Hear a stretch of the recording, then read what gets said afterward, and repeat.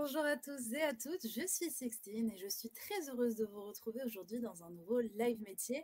Vous avez eu l'atelier juste avant, j'espère que ça vous a plu. N'hésitez pas à nous dire en commentaire si vous avez aussi suivi l'atelier ou si vous venez d'ailleurs, vous venez d'arriver sur notre live. En tout cas, ça fait super plaisir de vous avoir et de vous compter parmi nous. Vous avez, comme vous pouvez le voir, Justine en modération qui va pouvoir un petit peu revenir sur ce qu'on est en train de dire avec le pro d'aujourd'hui, parce que forcément, parfois, on va beaucoup parler. Elle sera un petit peu là pour réexpliquer globalement ce qu'on est en train de dire, pour si vous avez vous avez eu du mal à suivre, ou si vous avez un problème de réseau, ou peu importe. Comme ça, au moins, vous êtes sûr de tout suivre et vous n'aurez pas d'excuses. Aujourd'hui, on va on va voir un métier qui concerne la FDMC. Donc, qu'est-ce que c'est FDMC? C'est la Fédération des distributeurs de matériaux de construction. Voilà, personnellement, je ne l'avais pas avant de voir la définition, donc je suis très heureuse de l'avoir regardée avant pour vous aider à mieux la comprendre vous aussi. Voilà, donc j'en profite pour vous rappeler qu'il y a un chat à disposition, là justement où Justine est en train d'écrire. Comme ça, vous allez pouvoir un peu poser toutes vos questions. Et surtout, participer. C'est super important de participer. Vous pourrez aussi me dire d'où est-ce que vous venez. Si vous venez, je ne sais pas, de la région Île-de-France, de Normandie ou que sais-je, n'hésitez pas, parce qu'aujourd'hui, vous allez voir, on va poser la question au pro dès qu'il va arriver. Donc, je en profite pour dire bonjour au collège Moka de Saint-Malo. Du coup, on a un peu la réponse dans le nom que je viens de citer. Ensuite, on a le collège Léonard de Vinci, le lycée Jeanne Delanoë, pardon, excusez-moi, je vais y arriver, le collège Marcelin Berthelot et le collège Jean Desbarres. Voilà, donc bienvenue à vous. J'espère que j'ai cité tous les noms des établissements qui nous ont rejoints. Si ce n'est pas le cas, n'hésitez pas à me le dire dans les commentaires à nouveau. Et puis, je vous propose qu'on regarde tout de suite ce qu'on va faire aujourd'hui dans le sommaire qui s'affiche. Et bim, le voilà, le voici. Donc, on va commencer par comprendre avec le pro d'aujourd'hui en quoi consiste son métier. On va voir un peu dans un cas concret, un peu plus en détail, ce qu'il fait au quotidien. Ensuite, on verra son parcours. On continuera en voyant ce qu'il préfère et ce qu'il aime un peu moins dans son métier. Et on terminera avec les clichés ou anecdotes qu'il a pu rencontrer au cours de l'exercice de ses fonctions. Voilà, je pense que j'ai dit un peu beaucoup de choses d'ailleurs et que j'ai un peu trop parlé. Donc, je vous propose d'accueillir le pro tout de suite. Il s'agit de Nicolas qui s'affiche sur vos écrans. Bonjour Nicolas, comment est-ce que tu vas? Bonjour à tous. Écoutez, je vais formidablement bien. Très content d'être là et de pouvoir partager toutes mes expériences et de vous donner peut-être l'envie de nous rejoindre dans cette activité, dans cet univers professionnel. Super, écoute, merci à toi d'avoir répondu présent pour cette petite interview. Alors déjà, j'ai une première question. Où est-ce que tu te situes au niveau de la France? Alors nous sommes à Mérignac. Ok. C'est une très grande ville près de Bordeaux. C'est là qu'il y a l'aéroport international de Bordeaux. Et après, notre entreprise est présente en Charente et en Gironde. Donc voilà, pour être Ok, précis. donc elle est pas restée que à Mérignac, elle peut s'étendre un peu sur les côtés. On a en effet un site à Mérignac et un site à Angoulême, pour être précis. Ok, d'accord, ah oui, bon, c'est bien. Avec le petit, on voit que tu es directement dans l'action avec justement le petit téléphone. Alors clairement, je vous ai accueilli dans un lieu professionnel, c'est du commerce. Derrière moi, il y a l'entrée du magasin, donc oui, c'est du direct, c'est du C'est live, vivant. et c'est vivant. C'est ce Tu que je mens peux, pas, tu c'est ce mens que pas, je c'est veux ça. aussi vendre de ce métier, c'est vivant. Ok. Bon, merci. Alors, tu nous as un petit peu spoilé le début de ton métier parce que tu nous as parlé de commerce. Qu'est-ce que tu fais dans la vie? Alors, je suis responsable commercial chez Arbao à Mérignac, donc. Ouais. Depuis peu, je vous en dirai un peu plus sur mon expérience pro ultérieurement. Concrètement, Arbao, l'entreprise dans laquelle je travaille, c'est une entreprise qui est spécialisée dans l'univers du bois, donc dans tout ce qui est bois, de construction, de décoration pour le bâtiment. Nous sommes importateurs, revendeurs, on distribue le bois, on fait une livraison sur toute la France. On a aussi une équipe technique qui est dédiée à la pose chez les clients particuliers, donc pose de parquet, de terrasse, pour expliquer, Ok. pour que ça parle à tout le monde. Et après, quand je disais importateur, c'est qu'on va acheter des quantités de bois exotiques, par exemple, dans des pays style Afrique, Amérique latine, pour les revendre en France pour des terrasses ou autres décorations d'intérieur. OK, donc vous avez, carrément plein de différents types de bois, j'imagine? On a énormément de types de bois. C'est comme la vigne, il y a énormément de cépages, Bien bah, il y a sûr. énormément d'essences de bois. On appelle ça des essences. Dans les vignes, du coup, pour faire le vin, pour ceux qui, n'auraient pas la ref, Tout à fait, en l'occurrence. pour la ref. Donc, OK, super. Alors, tu nous as partagé des photos. Je pense qu'on va pouvoir un petit peu les regarder en comprenant un peu mieux ton métier. Ouais, Bon, super. bah, clairement, quand tu nous parles de commerce, de commercial, on imagine tout de suite bah, des transactions, quelque part des rendez-vous professionnels. Dans quel cadre tu peux être amené justement à avoir des rendez-vous comme ça? Alors clairement, on va plus parler d'accueil client, c'est des clients qui viennent directement sur place puisque on a un showroom. OK, C'est un alors peu comme qu'est-ce un que c'est? magasin, mais qui est très bien agencé, où on met en valeur vraiment les produits pour aider le client à se projeter. Et c'est ce qu'on appelle dans le commerce un lieu de destination. Les clients vont faire des recherches sur internet et vont venir dans un but précis de voir le produit et d'être conseillés. OK, donc c'est par exemple, je te propose on fasse une espèce de métaphore depuis le début. Je veux être cliente, je veux faire par exemple un nouveau parquet chez moi. Mmh. J'arrive, donc ça peut être quelque chose si par exemple j'ai déjà un projet, je peux venir te voir en te demandant: «Bah tiens voilà, moi j'aimerais faire ce type de parquet dans mon salon, est-ce que tu peux m'aider?» En gros, est-ce que c'est possible de faire ça? Exactement. OK, d'accord, On va super. prendre en compte plein de choses comme, les goûts de décoration, les contraintes techniques puisque chaque maison est différente. La mienne est différente de mon voisin, donc est-ce que je vais pouvoir mettre tel type de sol, dans votre salon, dans la chambre et cetera? D'accord, OK, même ça rentre en compte, OK. Tout à fait. Super. OK, donc alors durant ce rendez-vous, en gros, tu m'expliques un peu, bah, ce qui serait le mieux vis-à-vis de ma situation. Donc j'imagine dans ces cas-là, il faut, pouvoir bien se projeter et puis bien connaître ses produits aussi. Exactement, donc une, forte connaissance des produits est importante pour donner, vraiment des bons conseils. C'est pour savoir aussi rebondir et le plus important, je dirais, dans l'accueil d'un client, c'est l'écoute. Mmh. C'est une grosse qualité et c'est ce qui va nous permettre justement d'écouter, de poser toutes les questions, d'attendre les réponses. Donc c'est des questions, ouvertes. Ça veut dire qu'on va pas attendre juste un oui ou non. «Vous voulez du parquet? Oui», machin. Bon, on va pas aller très loin comme ça. C'est, «Pourquoi vous voulez du chêne?» Est-ce que c'est pour une pièce de vie? Est-ce qu'il y a beaucoup de monde qui passe? Est-ce que vous dansez, le swing au milieu du salon? Enfin, des choses comme ça, quoi.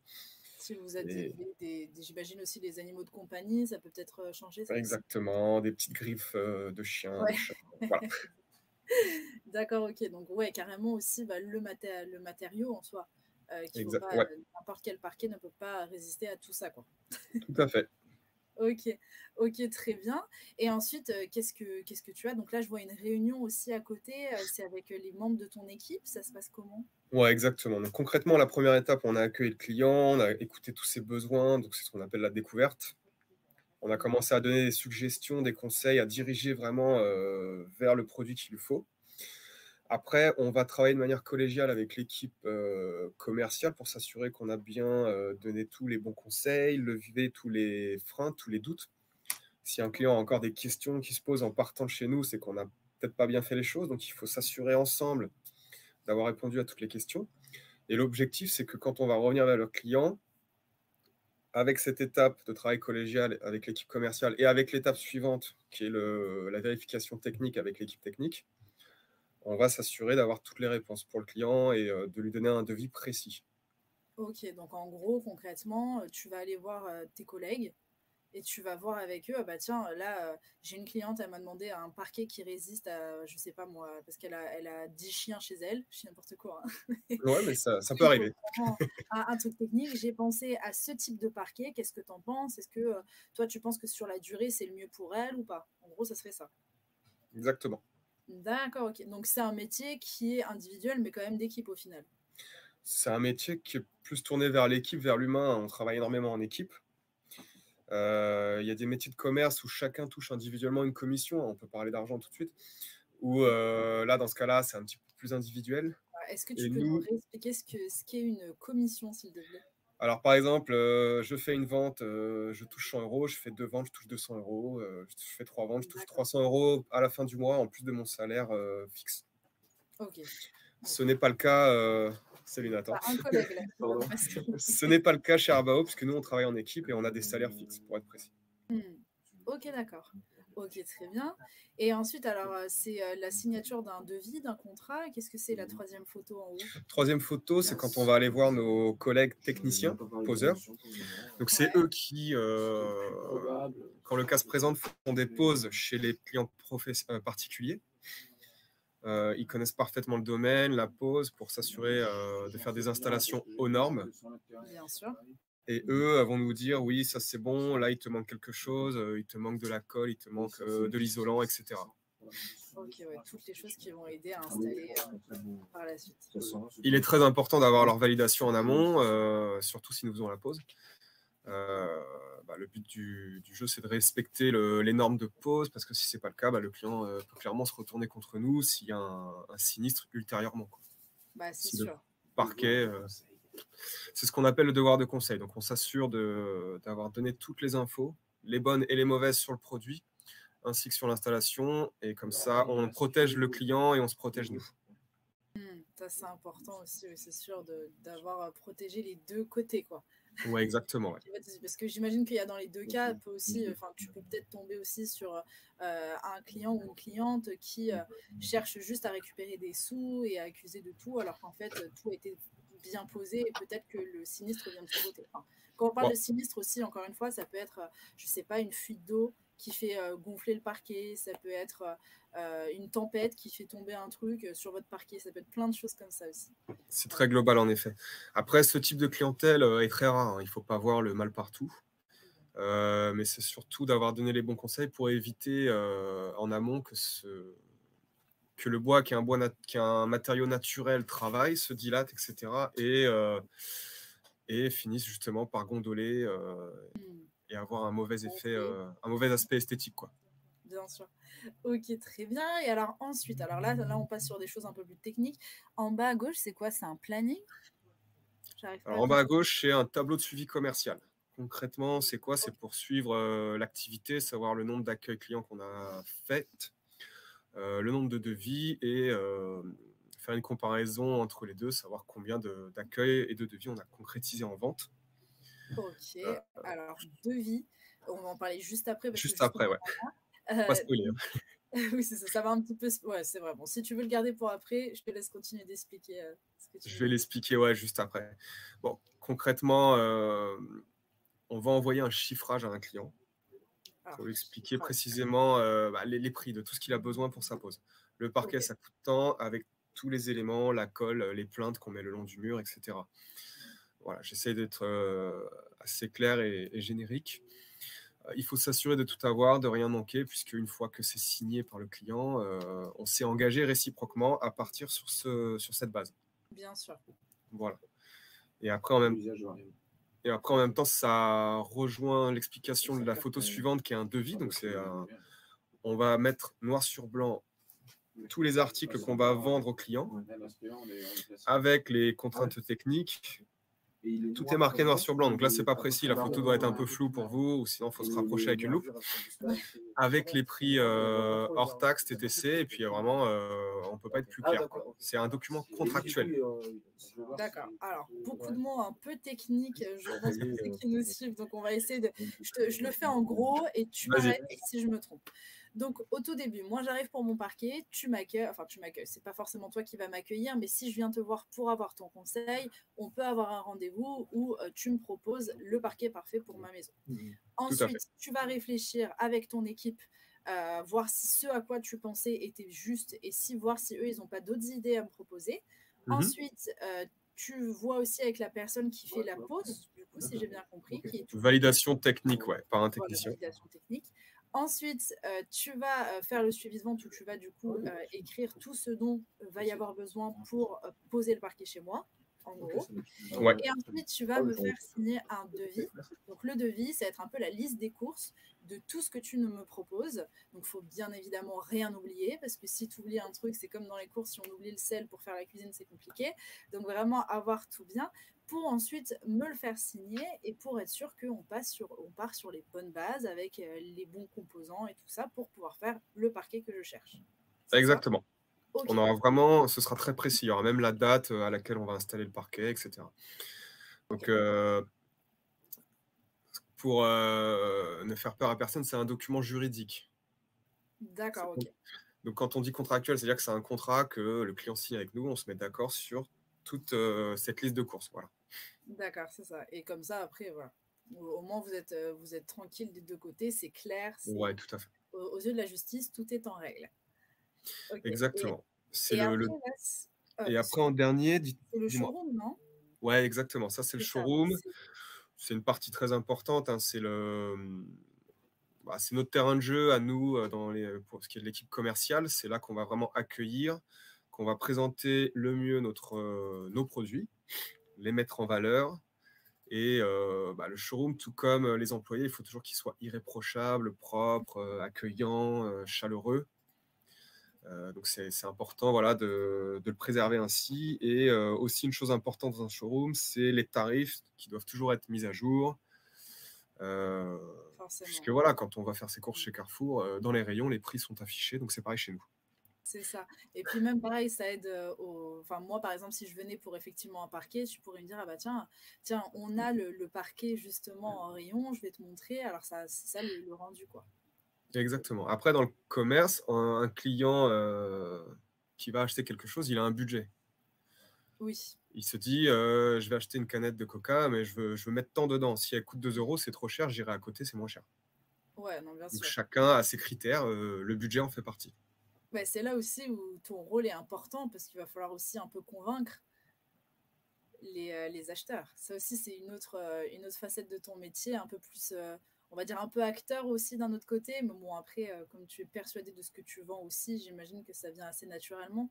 Mais Mmh. d'avoir ce côté où savoir que, ah bah tiens, il va falloir performer quelque part pour réussir Ouais, la tout vente. à fait. Il faut être convaincu et convaincant. Ouais, forcément. OK, bon, bah, très bien. Maintenant, j'y vois un peu plus clair. D'ailleurs, n'hésitez pas, dans le chat si vous avez des questions. Ah bah tiens, on a une question du lycée, Jeanne Delanoué qui nous demande: «Quels sont les inconvénients de ce métier?» Écoutez, on va les voir juste après, mais je vais dire déjà les lignes directrices, c'est la concurrence clairement et après le suivi et la réactivité commerciale. Mmh. Je serai précis, plus précis après, rassurez-vous. Ouais, on y reviendra. Alors du coup, il y a Kylian aussi qui te demande: «C'est quoi un manager?» Bon alors un manager, c'est le mot, anglais anglophone pour, responsable d'une équipe OK, au moins et ça dans responsable d'une équipe, les anglophones ont 2 choses aussi, c'est le manager et le leader. Le manager, c'est celui mmh. qui va, donner les directives, le leader, c'est celui qui va montrer comment faire. Donc un responsable Mmh. commercial, il doit avoir les 2. OK, ouais, pouvoir faire les Là, 2. comme ça, Kylian, j'espère que tu es pas trop perdu, mais c'est clairement ce Ouais, qu'on nous demande maintenant. Pour ta génération et la mienne, on n'est plus des responsables. On est, les leaders de demain et moi OK. d'aujourd'hui d'ailleurs. J'aime bien cette phrase, ça sonne bien. On a une autre question du lycée Jeanne Delanoué qui nous demande: avec quels autres professionnels travaillez-vous? Donc, tu nous as un peu dit différentes personnes en charge, mais si tu parlais en termes de poste, qu'est-ce que ce serait? Alors, j'ai pas bien compris la question. Avec quel autre professionnel on travaille dans l'équipe? Oui, oui. Alors dans l'équipe, étant donné qu'on fait tous les types de métiers autour du bois, on a une responsable logistique qui va, s'assurer des commandes, de tout ce qui est marchandises, bois, approvisionnement, donc de les faire venir sur notre site ou bien de les faire commander directement de chez les fournisseurs pour les clients particuliers, sur leur lieu de domicile, lieu de pause. Mhm. On a bien sûr des comptables, hein, qui vont gérer, tous les chiffres, les plus, les moins à la fin de l'année, donc ça s'appelle le bilan comptable. Le suivi de l'activité. On a une équipe commerciale, donc c'est 4 assistants commerciaux que Ok. j'anime au quotidien, qui, comme moi, vont animer, accueillir et conseiller les clients. On a les chantiers, donc on a une équipe technique qui va faire les validations de devis, qui va aller chez les clients, poser les parquets, les terrasses, les lambris. Donc les lambris, c'est ce qu'on a derrière moi, c'est ce qui habille un mur, par exemple. Ok.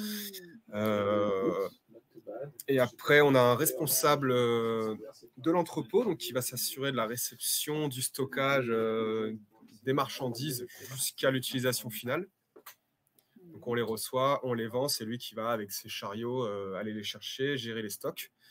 Quand on a reçu quelque chose il y a 2 ans, lui, il sait précisément où le trouver dans l'entrepôt, où on a plus de 2 millions d'euros de marchandises en coût, quoi. Ah oui, ouais. Et puis après, on a aussi un chargé d'affaires, donc qui lui va être technico-commercial et en même temps de vendre des projets, tout comme mes collègues et moi, va faire un suivi de chantier, c'est-à-dire, imaginons qu'on a une maison en construction, nous on vend le parquet, on va être le dernier élément à être posé. Les gens avant, ils vont faire leurs murs, leurs toits, les Bien fenêtres, sûr.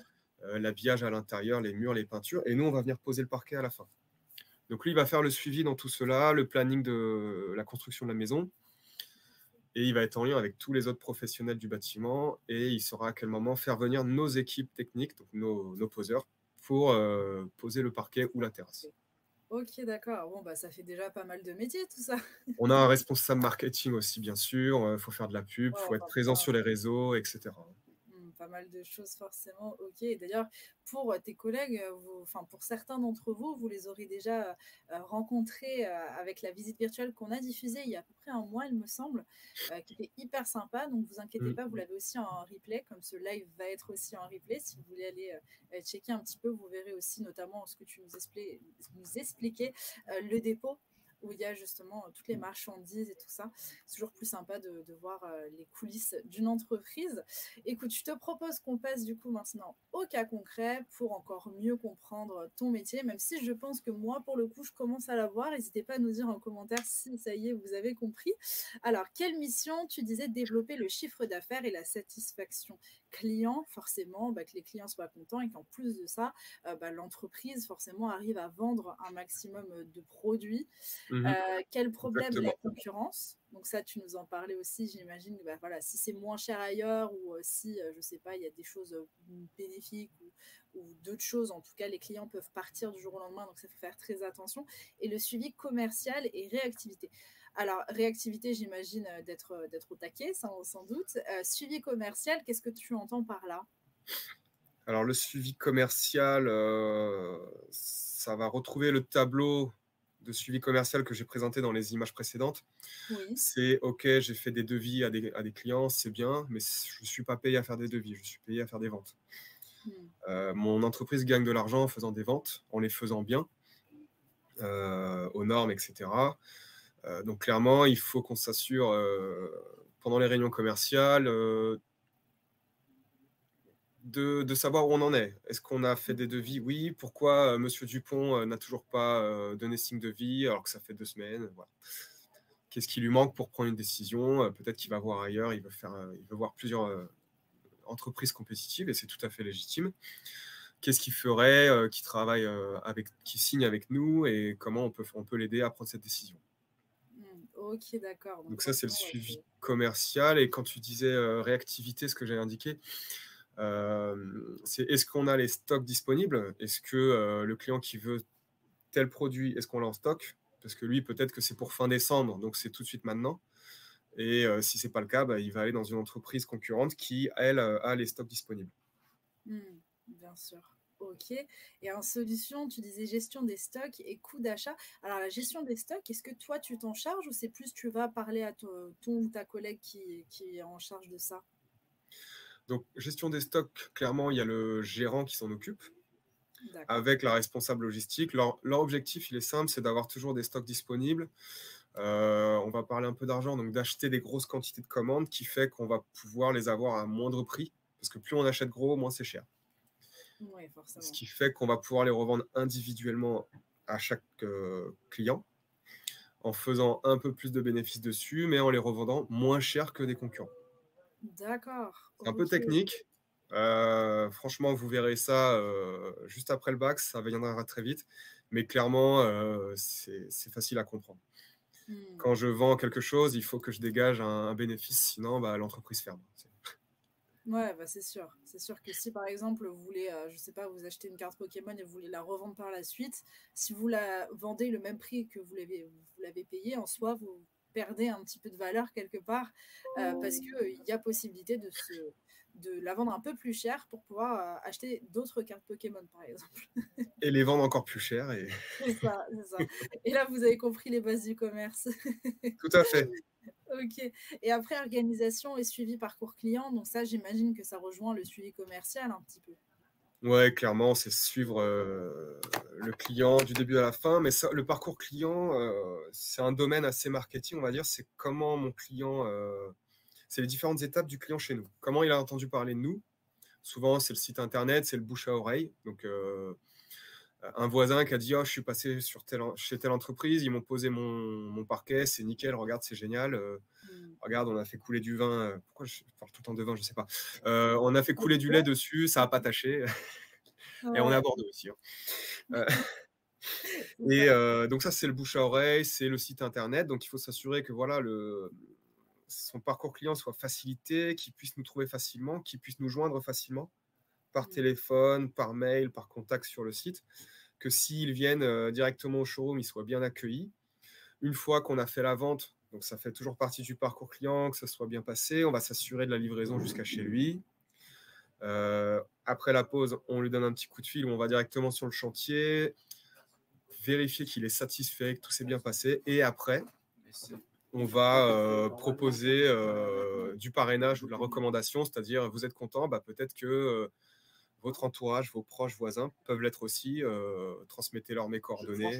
Voilà. Ok, forcément, dans l'optique qui reviennent. Voilà, donc là, on a notre gérant qui est en train de passer une commande pour du parquet chêne. Vous savez tout. D'accord, bon bah, c'est ça, super. C'est du direct. Bah, c'est peut-être des élèves qui ont été intéressés, qui ont tout de suite pas appelé leurs parents. Ah, j'en doute pas, j'en doute pas. Merci, hein, merci beaucoup. Donc, on va passer un peu à la suite. On va revenir, on va remonter le temps sur ton niveau de ton parcours. Donc, du coup, alors, au début, tu as fait un BEP cuisine-service et ensuite, tu as fait un bac pro cuisine-service. Alors, absolument rien à voir avec le commerce. Non, rien à voir. Donc ça, déjà, c'était en apprentissage. Ça m'a fait une expérience professionnelle dès l'âge de 16 ans. Super. Là où on s'y retrouve avec le commerce, c'est qu'on a un contact clientèle dans l'hôtellerie-restauration. Et bon, bah, clairement, il faut vendre aussi un peu, quoi. Bah, il y a de la vente derrière, il y a du conseil, on va présenter le menu, le plat du jour, etc. Hmm. Donc ça, Donc, après, déjà, j'ai mes expériences suivantes qui vont justifier un peu plus pourquoi je me suis dirigé vers le commerce après. ouais. Donc, alors ensuite, tu Donc, as si je- BTS restauration management, donc on retrouve le management, ça c'est bien, et une exact. reconversion dans le commerce. Alors, je veux bien que tu nous expliques globalement, quand tu étais jeune, qu'est-ce que tu voulais faire? Est-ce que tu étais tout de suite dirigé en disant, bah tiens, le côté cuisine-service, ça m'intéresse vraiment beaucoup, ou est-ce que tu es rentré là-dedans un peu par dépit, et puis au final, tu t'es dit, non, en fait, ce que j'aimerais vraiment faire, c'est du commerce. Alors moi, ce que je cherchais très jeune, donc j'étais déjà en sixième, je voulais trouver un travail d'équipe et Ouais, tourner vers l'humain, donc la clientèle, et je voulais avoir des collègues autour de moi et contact direct avec la clientèle. ok. Donc clairement, comme je disais, en sixième, je voulais quitter l'école. Mhm. Donc conseillère d'orientation m'a dit va jusqu'en troisième et après tu pourras aller en école professionnelle, hôtellerie-restauration, puisque mon objectif c'était aussi de partir à l'étranger, D'accord, vivre et ok. travailler à l'étranger. Et donc clairement, le métier de l'hôtellerie permet de Bah pratiquer ce oui. beau métier partout dans le monde assez facilement. Ça se pratique facilement, quoi. Alors que Et d'autres métiers, ouais, dites-moi. tu visais un métier enfin un métier, pardon, un pays en particulier ou pas spécialement, juste tu voulais bouger Non, un peu? non, D'accord, non, je visais vraiment l'international. ok. Et dès que j'ai eu mon BTS, j'ai fait le visa vacances-travail, le PVT pour le Canada. Ça, je Ok, vous conseille, hein, renseignez-vous dès maintenant, parce que peut-être après le bac, les études, si vous faites des licences et tout, après peut-être une année oui, sabbatique c'est ou vrai. professionnelle à l'étranger, ça peut être cool. Bah, je l'ai fait aussi et je peux vous dire que si vous avez l'occasion un jour de faire le visa vacances-travail, c'est vraiment bien. Ouais, il y a pas mal de destinations, Nouvelle-Zélande, Australie, Canada, enfin, Mhm. franchement, ça vaut le coup. Ouais. Parenthèse fermée, mais ouais, c'est top. Et ensuite, alors, qu'est-ce qui s'est passé? Donc après, je me suis retrouvé au Canada, je me suis retrouvé au Canada une bonne année. J'ai travaillé aussi aux États-Unis, en Floride, toujours dans la restauration. Il faut Ok, savoir que en Amérique du Nord, on a justement des commissions sur ce que l'on vend. ok. Donc, quand je vends, plus je vends des plats, des entrées, plats, desserts, avec des boissons sur une table, plus l'addition est importante, plus en tant que serveur, je gagne de l'argent. Donc là, on retrouve Parce que clairement le domaine commercial. en plus de ça, il me semble qu'en Amérique, il y a énormément la culture du pourboire, en plus. Oui, tout à fait. Ok, ça Et c'est en bien fait, ça. le pourboire est au pourcentage de l'addition totale.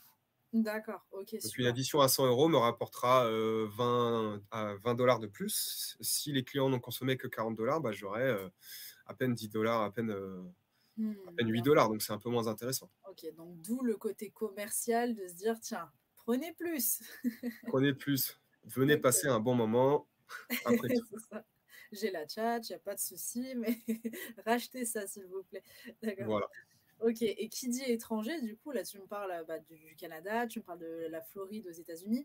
Donc, est-ce que tu parles anglais couramment ou est-ce que, pas forcément couramment, mais du coup, tu as quand même des notions et est-ce que dans ton travail actuel, ça te sert? Alors, sans prétention, oui, je parle anglais. Ok. Après le Canada, les États-Unis, je suis parti vivre 7 ans à Londres.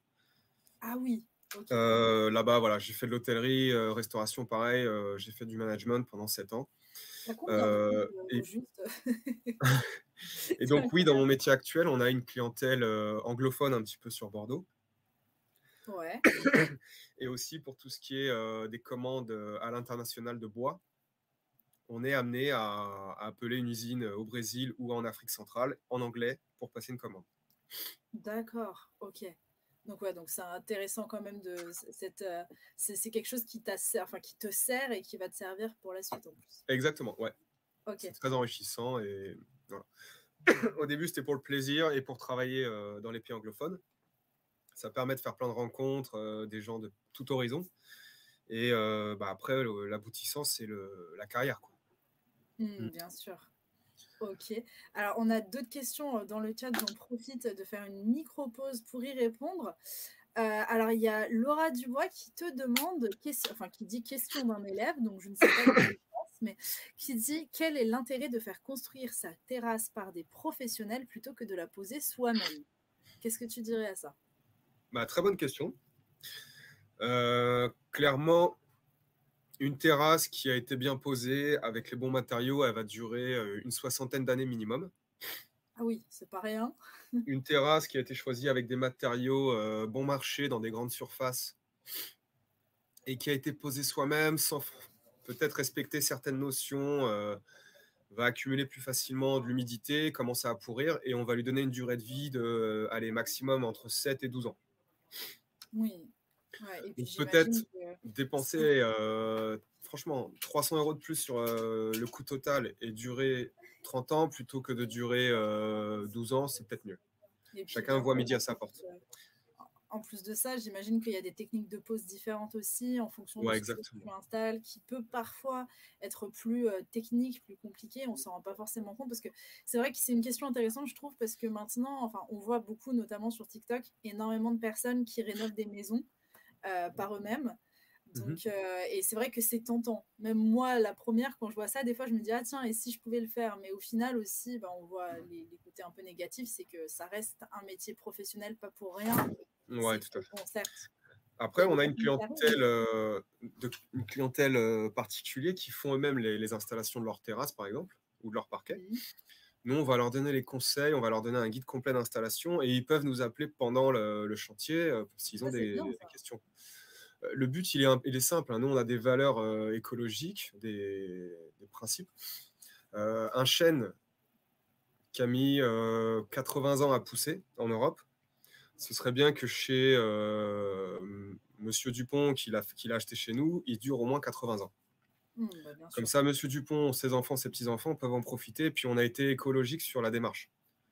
On n'a Hmm. pas coupé un arbre juste pour vendre comme on le fait en grande surface. Bien sûr, juste pour se dire, allez hop, dans 2 ans, on change, on rajoute Et autre c'est chose. pareil pour la terrasse, voilà, c'est des arbres qui ont presque 100 ans, bah, il faut que ça dure aussi longtemps. Bien sûr. Ok, bon, bah génial, on va pouvoir repasser un petit peu à ton parcours. Donc, du coup, quand est-ce que c'est arrivé cette reconversion dans le commerce? À quel moment tu t'es dit, tiens, je veux changer de voie? Bon, clairement, comme beaucoup de monde récemment, il y a eu le Covid. Hmm. Le Covid a vachement impacté la restauration. Les restaurants étaient fermés, c'était compliqué. Donc, il y avait 2 choix. Soit on se disait: «Ah mince, j'ai plus de travail, je vais me mettre, sans emploi. Je Mmh. reste à la maison, j'attends que la situation se stabilise et je repars au boulot». Ou soit on voit le verre à moitié plein et on se dit: «Bah, je vais en profiter pour voir ce qui se fait d'autre ailleurs et où je peux, apporter mes services». Donc je me suis dirigé vers le commerce du bâtiment et il y a, quelques années en rentrant en France, hein, c'est à ce moment-là que je l'ai fait, donc c'était en juillet 2022, OK. 2021, 21. mec déphasé par la crise du Covid. Donc j'ai commencé à vendre des poêles à bois, des poêles à granulés, donc c'est des appareils de chauffe dans lesquels on fait du feu et on pose ça chez des gens. Donc il faut que ce soit bien fait pour éviter que ça brûle et qu'on s'en veuille toute sa vie, quoi. C'est ça. Donc OK. il y avait déjà, voilà, c'est à ce moment-là que j'ai fait ma reconversion dans ce métier, du bâtiment. Mmh. Métier très technique et après ça m'a dirigé donc naturellement vers le bois, mais cette fois j'arrête de le brûler, je le pose et je fais en sorte qu'il soit joli chez vous, quoi, Et qui dure longtemps. et qu'il dure longtemps. Voilà, c'est ça. Exactement. Bon, bah, super. Alors, on a une question dans le chat. Tu es pas obligé d'y répondre, mais on me harcèle clairement, on me harcèle pour que je te la pose. Est-ce que ça te dérangerait de nous donner un peu une idée, une fourchette assez large de salaire pour un débutant à ton poste? Pour un débutant à mon poste, Mmh. on va parler en net, on pourrait dire qu'on est sur du, 1 700 € net. OK. Après débutant dans ce métier technique du bâtiment, on l'est jamais vraiment, il faut avoir déjà un petit peu d'expérience.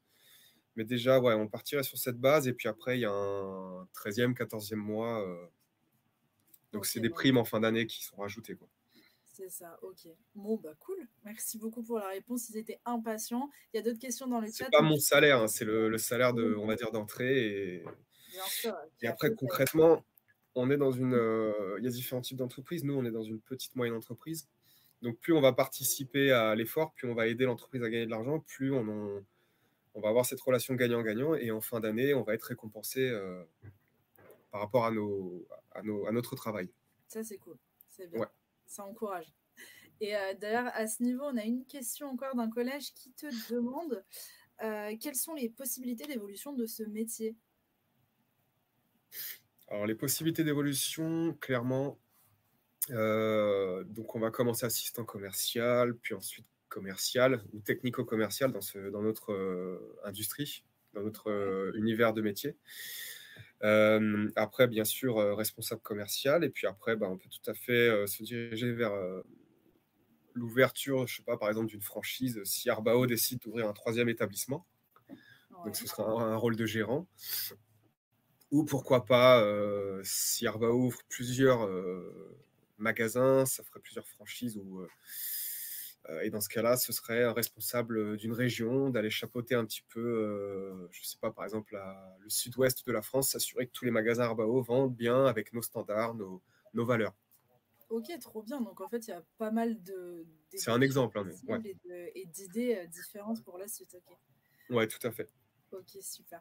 Bah, écoute, je te propose qu'on passe à ce que tu préfères dans ton métier, ce que tu aimes un peu moins. Donc, dans ce que tu préfères, pas de surprise, relations humaines, clients et équipe, et les produits qui sont passionnants.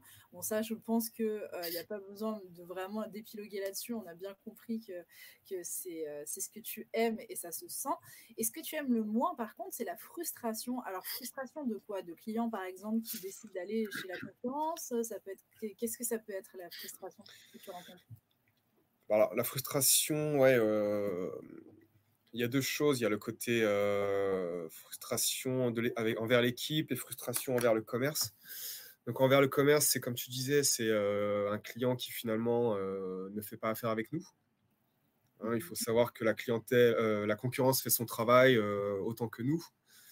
Donc ils vont peut-être être plus dissuasifs, plus compétitifs.